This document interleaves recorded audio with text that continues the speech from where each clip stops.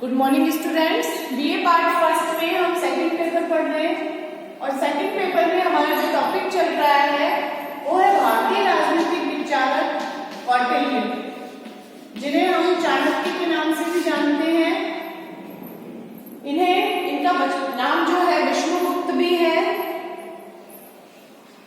इसके बाद में हमने इनके बताए हुए सप्तांग सिद्धांत को पढ़ लिया है कि राज्य के 7 अंग हैं और राज्य 7 अंगों से मिलकर बना हुआ है।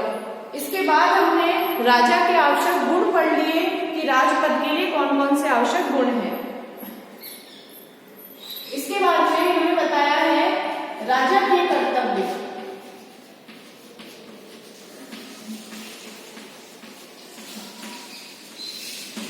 कि राजा के कौटिल्य ने कौन कौन से कर्तव्य बताए हैं। राजा के कर्तव्यों का वर्णन करते हुए कौटिल्य ने कहा है, सबसे पहला जो कर्तव्य है राजा का वो तो प्रजा की रक्षा करना है। हर विचारक ने ये बात बताई कि अगर राजा है तो वो प्रजा का संचालन करेगा, प्रजा की रक्षा करना उसका परम कर्तव्य होगा। कौटिल्य ने कहा है कि प्रजा के सुख में ही राजा का सुख है, प्रजा के हित में राजा का हित है और राजा के लिए प्रजा के सुख से भिन्न अपना सुख नहीं है। प्रजा के सुख में ही उसका सुख माना जाता है।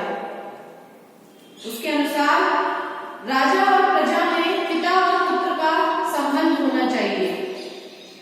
जैसे पिता पुत्र का ध्यान रखता है वैसे ही राजा को भी प्रजा का ध्यान रखना चाहिए। तो सबसे पहला जो कर्तव्य बताया है वो है राजा के प्रमुख कर्तव्यों में पहला है वर्ण आश्रम धर्म को बनाए रखना।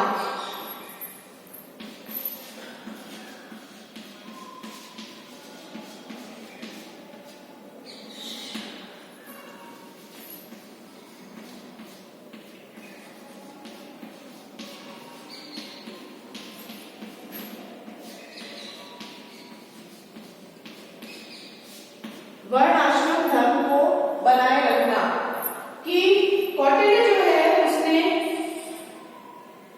वर्ण बताए हैं। उसने कहा है कि एक राजा का एक प्रमुख कर्तव्य है कि वो वर्ण आश्रम धर्म को बनाए रखे और सभी प्राणियों को अपने धर्म से विचलित होने ना दे। वर्ण 4 होते हैं, ब्राह्मण, क्षत्रिय, वैश्य और शूद्र। तो ये चारों ही वर्णों के व्यक्तियों को अपना अपना कार्य करना चाहिए। ऐसा कौटिल्य का कहना है कि राजा को चाहिए कि प्रत्येक वर्ण का व्यक्ति प्रत्येक वर्ण का कार्य करे, वो एक दूसरे के कार्यों में हस्तक्षेप ना करे और प्रजा से इस वर्णाश्रम धर्म का पालन करना राजा का ही कर्तव्य है।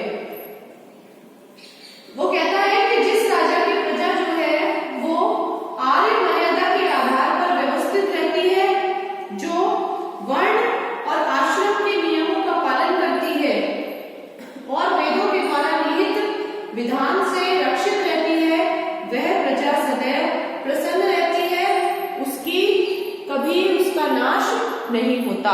वर्णाश्रम यानी 4 वर्ण, ब्राह्मण, क्षत्रिय, वैश्य, शूद्र, 4 वर्णों का पालन करती है प्रजा।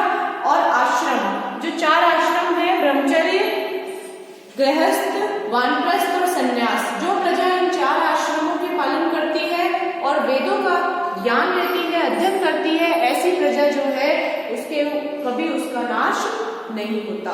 वर्ण और आश्रम धर्म का जो पालन है, वर्णाश्रम धर्म का पालन राजा को करवाना चाहिए अपनी प्रजा से। दूसरा है दंड की व्यवस्था रखना।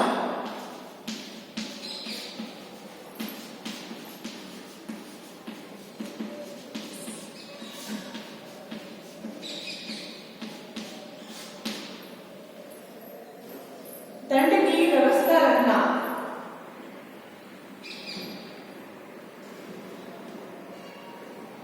राजा का दूसरा जो महत्वपूर्ण कार्य है वो दंड की व्यवस्था करना है, क्योंकि दंड ही ऐसी चीज है जो अप्राप्त वस्तु को प्राप्त बनाती है। दंड के द्वारा ही राज्य में सुव्यवस्था संचालित रहती है, अपर्याप्त वस्तु को ये प्राप्त कराता है, उसकी रक्षा करता है और रक्षित वस्तु को बढ़ाता है और बड़ी बढ़ी हुई वस्तु का उपयोग करता है। तो दंड जो है वो सबसे ज्यादा प्रमुख माना जाता है। समाज और सामाजिक व्यवहार जो है वो दंड पर ही निर्भर करता है, क्योंकि समाज के अंदर कुछ असामाजिक तत्व भी होते हैं जो उद्दंडता करते हैं। ऐसे व्यक्तियों को अगर दंड ना दिया जाए, दंड की व्यवस्था नहीं की जाए, तो ऐसे व्यक्ति जो है वो समाज में अव्यवस्था उत्पन्न कर सकते हैं। यथोचित दंड देने वाला राजा ही पूज्य होता है और केवल समुचित दंड ही प्रजा को धर्म, अर्थ और काम से परिपूर्ण करता है। कि ऐसा राजा भी नहीं होना चाहिए कि अपराध छोटा सा है और अपराध किसी और ने किया है और दंड किसी और को मिल रहा है, ऐसा भी नहीं होना चाहिए। दंड उतना ही देना चाहिए जो समुचित हो, यानी उचित हो। ऐसी प्रजा ही धर्म, अर्थ और काम से परिपूर्ण रहती है और सुव्यवस्थित रूप से राज्य का संचालन चलता है। यदि काम, क्रोध या अज्ञानवश दंड दिया जाए तो जन साधारण के कौन कहे, वानप्रस्थ और सन्यासी तक नाराज हो जाते हैं। यदि किसी काम के लिए आपने किसी अपराध के लिए किसी व्यक्ति को दंड दिया है और वो दंड अनुचित है, जरूरत से ज्यादा है, तो ऐसा दंड जो है उससे तो बड़े से बड़े सन्यासी भी नाराज हो जाते हैं, जो कि बहुत अपनी इंद्रियों पर संयम रखते हैं, जो अपने गुस्से पर कंट्रोल रखते हैं, क्रोध पर काबू रखते हैं, वो भी नाराज हो जाते हैं।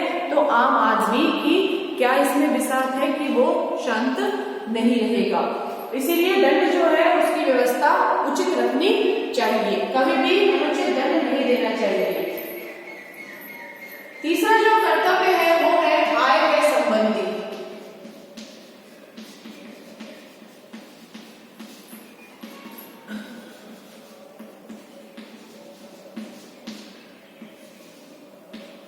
आय व्यय के संबंध में भी पूरा ब्यौरा जो है वो राजा को रखना चाहिए, पूरा हिसाब प्रबंध सब रखना चाहिए। उसे ये कार्य जो है वो समर्ताओं के द्वारा करना चाहिए, जो उसके अधिकारीगण हैं, उसके साथ कार्य करने वाले हैं, उनके साथ मिलकर के आय व्यय का ब्यौरा रखना चाहिए। तीसरा के बाद चौथा जो कार्य है वो है नियुक्ति संबंधी।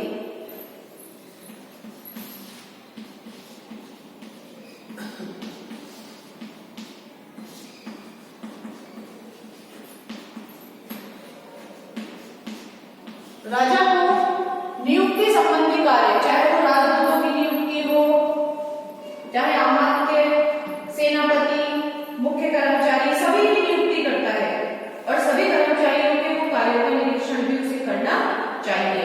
और ऐसा ही नहीं सिर्फ निरीक्षण करे, उसे जो अच्छा कार्य कर रहा है उसे पदोन्नति भी देनी चाहिए, उसको पुरस्कृत भी करना चाहिए। इससे क्या होता है, कर्मचारियों का उत्साहवर्धन होता है, वो और अच्छे तरीके से कार्य करते हैं, राज्य का प्रशासन और अच्छे से चलाते हैं। पांचवा है लोक कल्याण व सामाजिक हित संबंधी कार्य।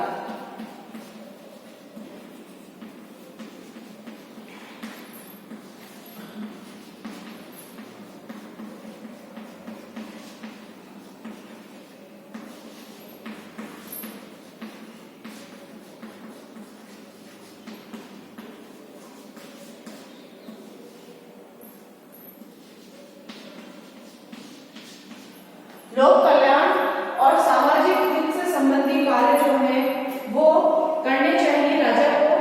कौटिल्य ने राजा को लोकहित और सामाजिक कल्याण के कार्य भी सौंपे हैं।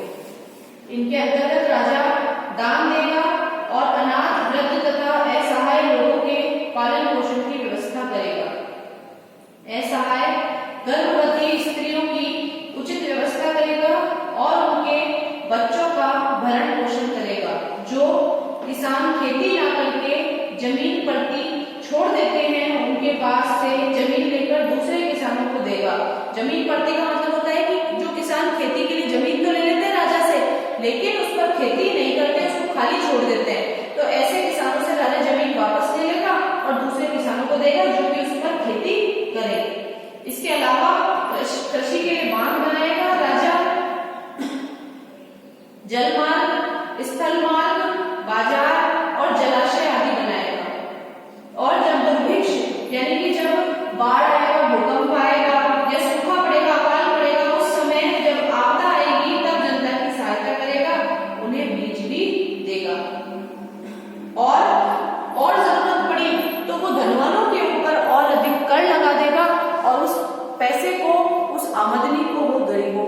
बांट देगा। तो लोक कल्याण और सामाजिक कल्याण के जो कार्य करने हैं वो राजा को करने होते हैं। इसके अलावा खदानें, वस्तुओं का निर्माण, इमारती लकड़ी, इसके अलावा लकड़ी हाथियों को प्राप्त करना, अच्छी नस्ल के जानवरों को पैदा करने का प्रबंध भी राजा के द्वारा ही किया जाता है। इसके अलावा जो सबसे महत्वपूर्ण कार्य एक और है राजा का, वो है युद्ध करना। युद्ध करना भी कौटिल्य आवश्यक मानता है राजा के लिए, क्योंकि युद्ध के द्वारा ही अपनी सीमाओं का विस्तार होता है और राजा को अपनी शक्ति का प्रदर्शन भी समय समय पर करना चाहिए। वर्तमान समय में युद्ध को राजा के कर्तव्य में शामिल करने पर भले ही आज हम आपत्ति कर सकते हैं, लेकिन कौटिल्य जो है वो युद्ध को राज्य का महत्वपूर्ण कार्य मानता है। कौटिल्य कहता है, उसके अर्थशास्त्र में उसने बताया है कि विजिगीषु राजा है। विजिगीषु राजा मतलब विजय की इच्छा रखने वाला राजा, जिसका उद्देश्य होता है निरंतर नई भूमि प्राप्त करना और अपने क्षेत्र में वृद्धि करना। कौटिल्य राज्य की सभी आर्थिक और अन्य संस्थाओं की महत्ता इसी मापदंड से निश्चित करता है कि ये राज्य को किस सीमा तक सफल युद्ध के लिए तैयार करती है। नई भूमि प्राप्त करना अर्थशास्त्र का इतना महत्वपूर्ण विषय है कि अर्थशास्त्र के 15 अधिकरणों में से 9 अधिकरण जो है वो सिर्फ युद्ध के संबंध में है। अगर 9 अध्याय सिर्फ 15 में से युद्ध के संबंध में लिखे हैं कौटिल्य ने, तो आप सोच सकते हैं कि युद्ध जो है वो कौटिल्य के राज कार्यों में, राजा के कर्तव्य में कितना महत्वपूर्ण और प्रमुख कार्य है। इससे राजा की जो सीमाएं हैं, राज्य की जो सीमाएं हैं, उनका निरंतर विकास होता रहता है। तो युद्ध करना भी सबसे महत्वपूर्ण कार्य है राजा का। तो ये राजा के कार्य हैं। इसके बाद में जो एक अन्य काम बताया है, एक अन्य टॉपिक जो है इसके अंदर, वो है मंत्री परिषद या अमात्य। क्योंकि कौटिल्य कहता है कि एक सफल राजा के लिए एक अच्छी मंत्री परिषद होना बहुत आवश्यक है। अगर मंत्री परिषद अच्छी होगी तो राजा का राज कार्य में सही तरीके से साथ देगी और राजा को सलाह भी सही देगी। तो अमात्य या मंत्री परिषद,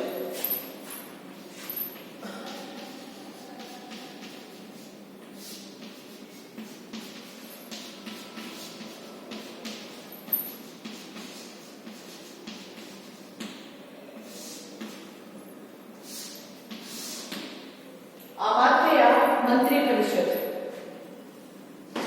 कौटिल्य ने अपने अर्थशास्त्र में राजा के लिए मंत्री परिषद की आवश्यकता पर बहुत बल दिया। उसके अनुसार राज्य एक रथ है, जैसे रथ एक पहिए से नहीं चल सकता, उसी प्रकार मंत्रियों की सहायता के बिना अकेला राजा राज्य का संचालन भी नहीं कर सकता। अतः राजा के लिए ये उचित है कि वह योग्य मंत्री रखे और उनके परामर्श पर उचित ध्यान भी दे। कौटिल्य ने सद्भावना पर बल देते हुए यहाँ तक कहा कि समस्त कार्यों का प्रारंभ सद विषयक मंत्रणा कर लेने के उपरांत ही होना चाहिए। उसका विचार है कि मंत्रियों के साथ मंत्रणा किए बिना राजा का कार्य नहीं चल सकता। अगर किसी राजा को कार्य करना है और सही कार्य करना है, व्यवस्थित कार्य करना है, तो उसे मंत्रियों के साथ मंत्रणा करनी ही होगी। इसीलिए योग्य और कर्तव्यनिष्ठ मंत्रियों का राजा के पास होना आवश्यक है। तो सबसे पहला इसमें है मंत्र गोपन, यानी जो मंत्रणा करते हैं मंत्रियों से।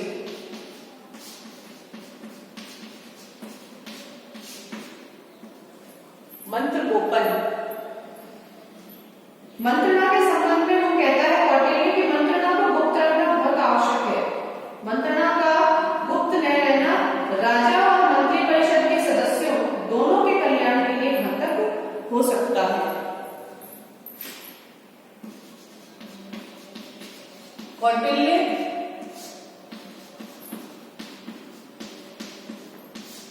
मंत्रणा के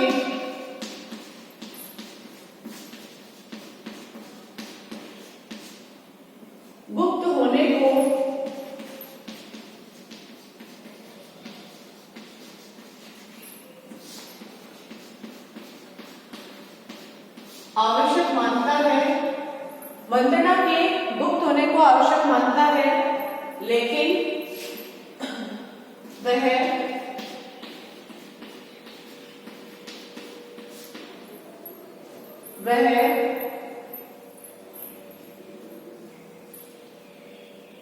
दोनों के कल्याण के लिए ही, राजा और मंत्री परिषद दोनों के कल्याण के लिए ही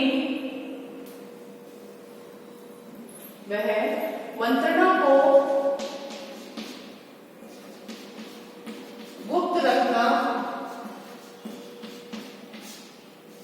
राजा और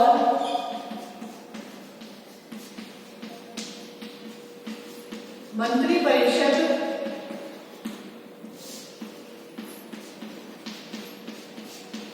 दोनों के कल्याण के लिए ही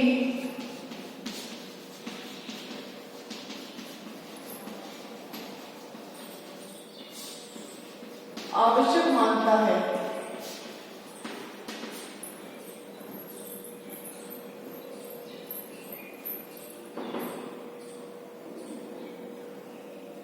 इसके लिए वो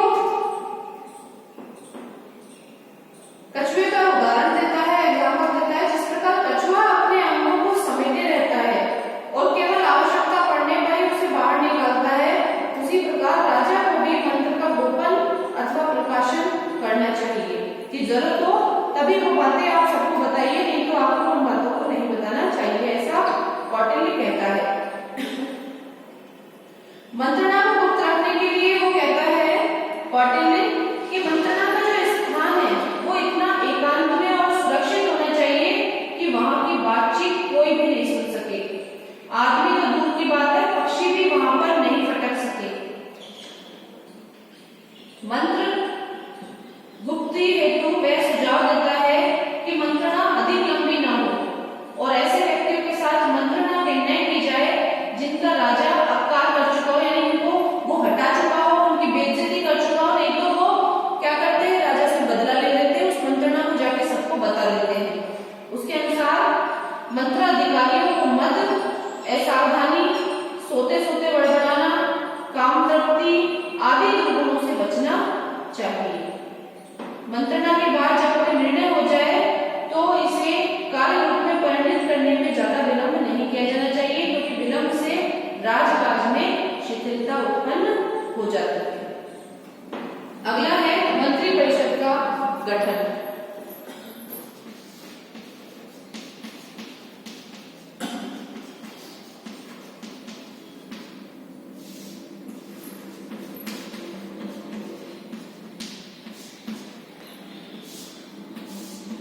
मंत्री परिषद का गठन। मंत्री परिषद के गठन के संबंध में कौटिल्य ने सर्वाधिक बल मंत्रियों की योग्यताओं पर दिया है। सबसे ज्यादा जो बल दिया है कौटिल्य ने वो मंत्रियों की योग्यताओं पर दिया है। इस संबंध में उसने कहा है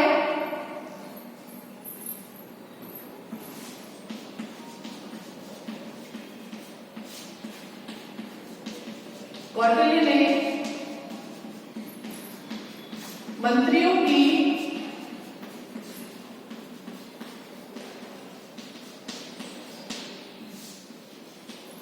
योग्यताओं पर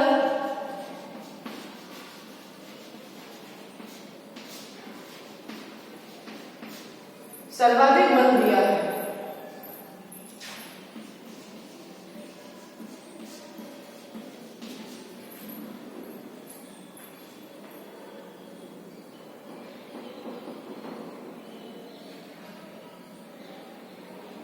इस संबंध में उसने बहुत कठोर और उच्च स्तर निर्धारित किए हैं, जिससे कि निष्कलंक और योग्यताओं क्षमताओं से युक्त जो व्यक्ति है उसको मंत्री परिषद में स्थान दिया जाए।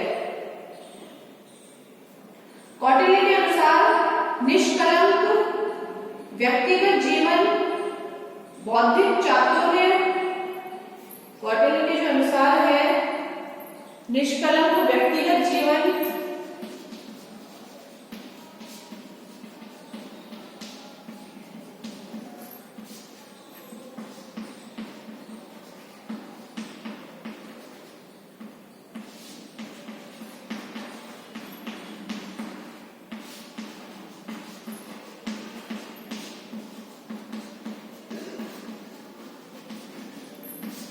बौद्धिक चातुर्य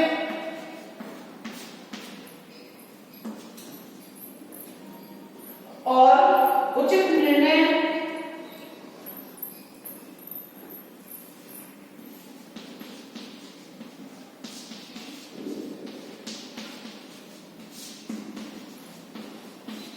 कर्तव्यों की उचित भावना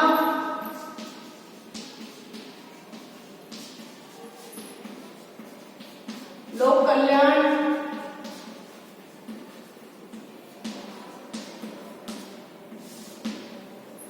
कल्याण लोकप्रियता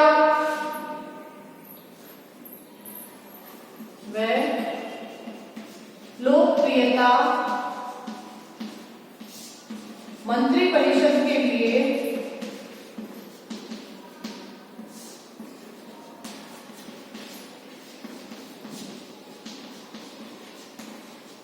आवश्यक योग्यता होनी चाहिए।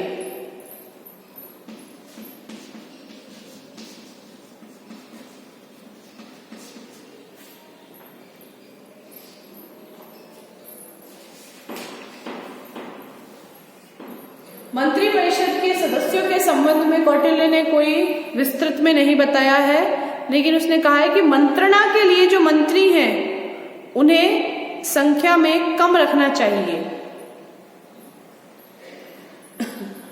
कौटिल्य कहता है कि सामान्यतया 2 या 4 मंत्रियों के साथ मंत्रणा करनी चाहिए।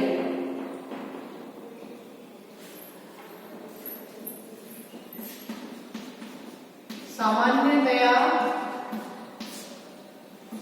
3-4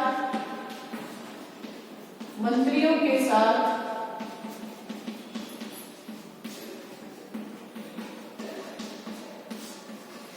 मंत्रणा करनी चाहिए। ऐसा नहीं है कि आप सारी मंत्री परिषद लेके राजा मंत्रणा कर रहा है तो किसी न किसी के मुंह से कोई ना कोई बात कभी भी निकल जाती है।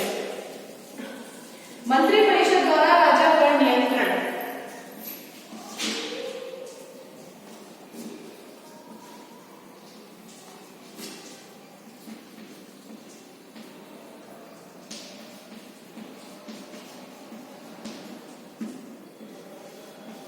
मंत्री परिषद द्वारा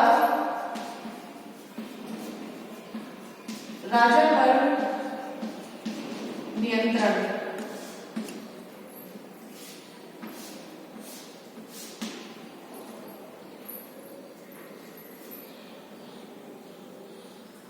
कौटिल्य ने अपने साप्ताहिक सिद्धांत में मंत्री परिषद सहित राज्य के दूसरे 6 अंगों की तुलना में इसे सबसे महत्वपूर्ण, राजा को अधिक महत्वपूर्ण मांगा है। कौटिल्य ने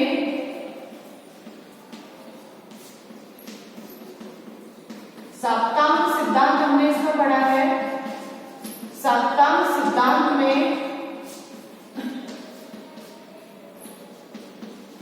राजा को अन्य 6 अंगों की अपेक्षा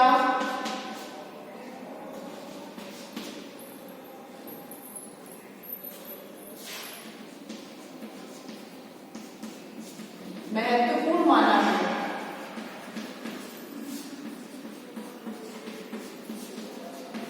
कि राजा जो है वो सबसे ज्यादा महत्वपूर्ण है। राजा और मंत्री परिषद के पारस्परिक संबंध के विषय में कौटिल्य कहते हैं कि राजा को सामान्यतः मंत्री परिषद के बहुमत आधार पर कार्य करना चाहिए। राजा को मंत्री परिषद के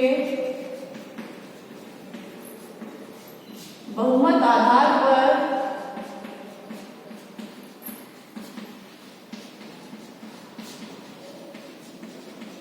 कार्य करना चाहिए।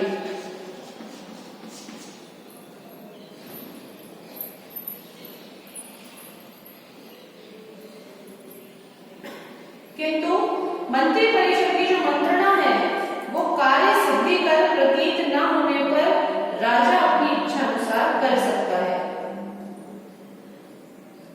लेकिन कौटिल्य इस बात को नहीं भूला है कि एक दुराचारी, भोग विलास में लिप्त, अयोग्य और अति धार्मिकता के कारण राज्य के हितों की चिंता न करने वाले राजा पर मंत्री परिषद के नियंत्रण की आवश्यकता है।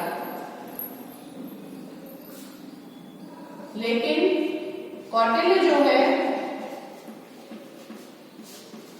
इस बात को नहीं भूला है कि एक दुराचारी, भोग विलास में लिप्त,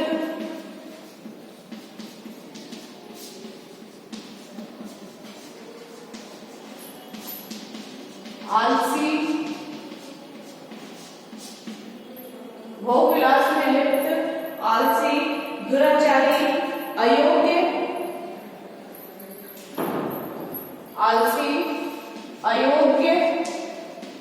व अति धार्मिकता के कारण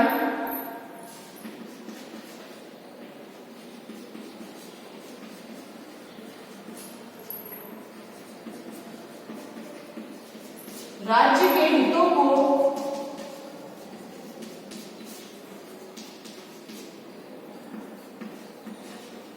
संकट में, राज्य के हितों को संकट में डालने वाले राजा पर मंत्री परिषद का नियंत्रण बहुत आवश्यक है।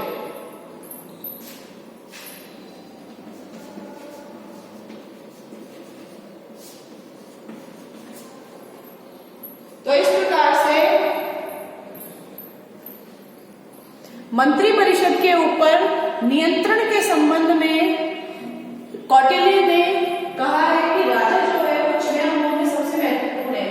मानो कि वो सर्वशक्तिशाली है, लेकिन फिर भी राजा को कोई भी कार्य जो करना चाहिए वो बहुमत के आधार पर करना चाहिए। बहुमत होना चाहिए मंत्री परिषद का, कि मंत्री परिषद के कितने लोग जो हैं वो राजा के कार्यों से सहमत हैं। इसके अलावा कौटिल्य इस बात को भी नहीं भूला है कि एक दुराचारी, अयोग्य, भोग विलास में लिप्त और अति धार्मिकता के कारण, यानी अपने अंधविश्वास के कारण अपने राज्य के हितों को संकट में डालने वाला जो राजा होता है, उस राजा के ऊपर मंत्री परिषद का जो नियंत्रण है वो बहुत ज्यादा आवश्यक होता है। कौटिल्य ने राजा को ऐसी परिस्थितियों में सदैव ही बचे रहने की सलाह दी है। उसने कहा है कि मंत्री यदि ऐसी सलाह दे रहे हैं जो राज्य के हित में नहीं है, प्रजा के हित में नहीं है, तो राजा को ऐसी परिस्थितियों से सदैव बचना चाहिए जिसके कारण मंत्री, प्रजा और सेना सभी विद्रोह कर दे। राजा अगर राज्य के हितों की अवहेलना करता है तो मंत्री परिषद को भी राजा का विरोध करना चाहिए और इसमें सफलता प्राप्त करनी चाहिए। इस प्रकार कौटिल्य के अनुसार विशेष परिस्थितियों में मंत्री परिषद के द्वारा राजा पर नियंत्रण भी रखा जाता है। तो ये है आपका कौटिल्य का अमात्य और मंत्री परिषद, उसकी नोट कर लीजिए आप इसे।